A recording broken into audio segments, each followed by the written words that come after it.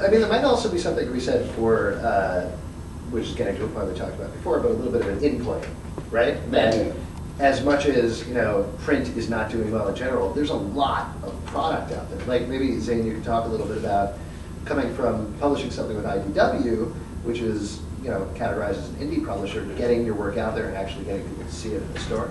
Yeah, I mean, they have good distribution and as far as that kind of thing, but you know, you have to get people to order them, and I think that a lot of comic shops are still behind a little bit as far as what they're putting up front in the store and like sectioning things off, and even places like there's some places in Brooklyn that, you know, will mix in like the new releases and not put like all the DC Marvel stuff right up front, and then you got to really search for, you know, IDW Dark Horse, and then there'll be no mini comics. At least there'll be like, you know, some mini comics like around. I think that like that sort of reorganization definitely gives people more access. But I think they have a long ways to go. I think that also comic stores need to start thinking about how they can become sort of social spaces where people can hang out. Yeah. And like this coffee stuff. Serve something. Right. Some coffee. Cool. Raise your hand, guys. Bring you some free comics. Let's get the next question. Do you think that the movie Howard the Duck is Tim Robbins' finest work? This question is from Santa. Santa, thank you for asking the question. I don't believe in you. Obviously, who wrote the question? Alex. Obviously, this is sort of Santa's downtime. Obviously not Santa. Touche. I think obviously Howard the Duck is the greatest movie of all time. I mean, that's. But Tim Robbins could. Yes. You don't know who that is? Tim Robbins.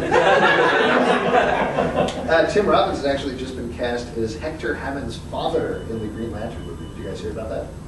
I think that's going to be his finest work. Oh, nice. I only remember things that are happening in the future. I don't know. I don't think it's considered Tim Robbins' finest work.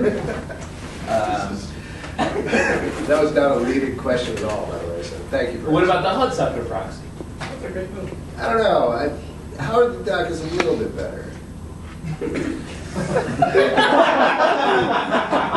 We'll get to the bottom of this. Yeah. We'll figure this out. Raise your hand if you ask that. Pete's going to bring you a copy of Howard the Duck. Let's get one more question. No one's owning up to that. Well, Santa Claus doesn't exist, so he can't raise his hand.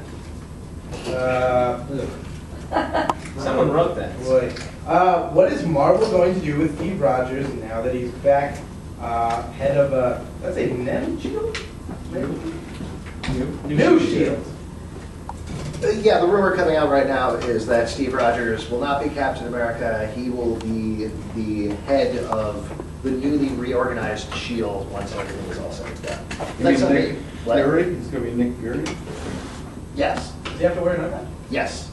Good. Ask me any question, I'll say yes. Did you know in Siege, Bucky gave him the shield? Yes. So he's like, take it back. Yes. I want this. I think that's good. I'd rather see Bucky be Captain Well, America. I don't know. I just think it sucks that we're going to have to just call him Steve Rogers from now on. What would you want to call him? He was Captain America, dude. He doesn't wear the shield. He doesn't have the shield. I know, but like, it's a downgrade. You know what I mean? Like, Mr. Rogers. Well, we could come up with another name for him, like Beefcake or something. Okay, how about like Lieutenant Rogers? How about Lieutenant Rogers makes you feel better? Well, it just sucks being like. Why? It's like. He needs What's the a thing name. about the name Captain America? It's sort of a shitty name. What are you talking about? Captain, that's a rank, and America is where he lives. This is a big He's the deal. captain of all of America. That's not what he does. That's not what he does. Captain America. Yes, he is. No, he's not. Yes, he is. Okay, all right, dude. So what? So he wasn't the captain. He was still there. He was. You know, No way. it's not allowed to matter. He was traveling through time, but was he the captain? He should have called Dr. Time then, I guess. In your Change his name. I think it's fine to call him Steve Rogers. Plus, he's going to be in the military, so he's going to be Director Steve Rogers or whatever. It's not good enough. Then I guess you should stop reading comics and go home. Wow. I'm glad you cracked that one. Raise your hand if you ask that. Pete is going to bring you a present. And that's it for your audience questions. Thank you, Pete. time for the next section, which we like to call the Week in Geek. Yeah. Hooray! An overpacked section today, so we're going to tear through this. Right. First little piece of news that broke this morning. Christopher Nolan, director of The Dark Knight, is going to be working on Batman 3. He has started working on a story with his brother, John Nolan? I think so. John Nolan and David Goyer, I assume. Three of them working together on a story for that. But Warner Brothers is also having him essentially oversee a new Superman movie. Huh. Apparently he's had an idea for the Superman movie. He's not going to direct it, he's not necessarily going to produce it, but they want him in charge, sort of keeping it Good. Yeah. what do you guys think about this? Is this something you're excited for? A growly Superman? Yeah. I guess it's Justice has come to Metropolis. I don't know if he writes it that way. I don't know if he writes it. What I'm looking forward to is Lex Luthor being like, "Did I tell you how I lost this hair?" Yeah. Spent all day on that one. Yeah. Good. Wow. Good work. I think it's nice. I mean, clearly they're like, why don't you be in charge of it since you're doing so well? So that's good. And I'm hoping he's doing some kind of story supervision where he's just going to be like, here's what's going to happen, and you guys just make it good. Because that's what he did so well on Dark Knight. Yeah. For me, that's good news, just because I've enjoyed the Batman movies. Obviously, you can't.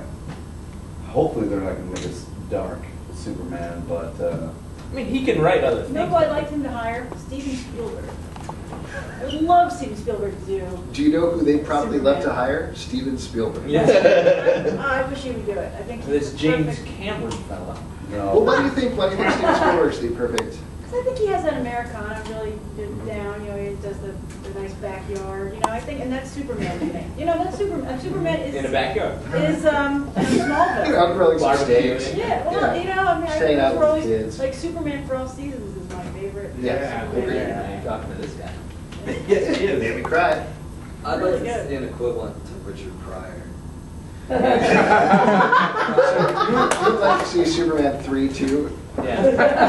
I dare them to make that. I'll tell you what, that's one of the scariest moments you've ever seen. When that computer eats that girl, I was like, get the fuck out of here. I never used a computer. That was so scary to me when I agree. And everybody I've ever talked to was like, that's the scariest thing I've ever seen in a movie. Right, just saying it makes me think it's not scary. But Yeah, well, it because could up be. until that point, it's just a Richard Pryor comedy. Yeah.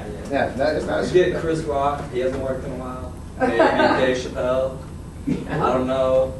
Yeah. You could throw somebody else in there. You don't That's even right. need to cast anybody as Superman. It's just No. people pointing on the screen and be like, oh, there's Superman. Yeah. He's got a big pile of water. He's going to put out the power plant fire. Let's all move on. Another thing close, near and close to our hearts. There's going to be a Locke and Key movie. Yeah.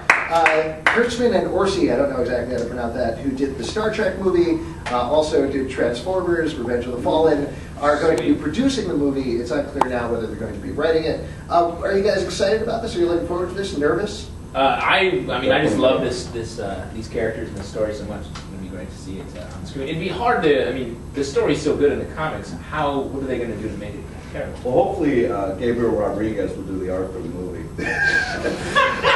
Should I tell my...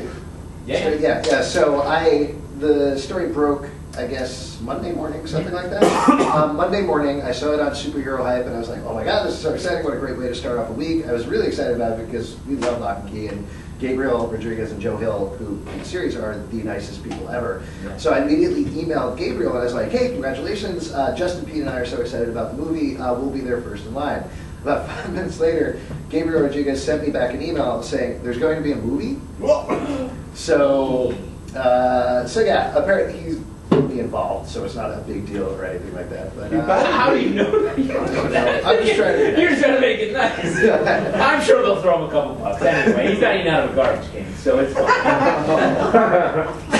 He emailed me from his garbage. Yeah. I imagine if they are smart, they will use his art, I think, pretty Yeah. much as storyboards, because one of the most wonderful things about the series is the pacing that he puts into there. And the suspension that is in panels, which you don't see ever. Yeah. I mean, if they can, use that as a blueprint, it'll be a home run. Yeah. Cool.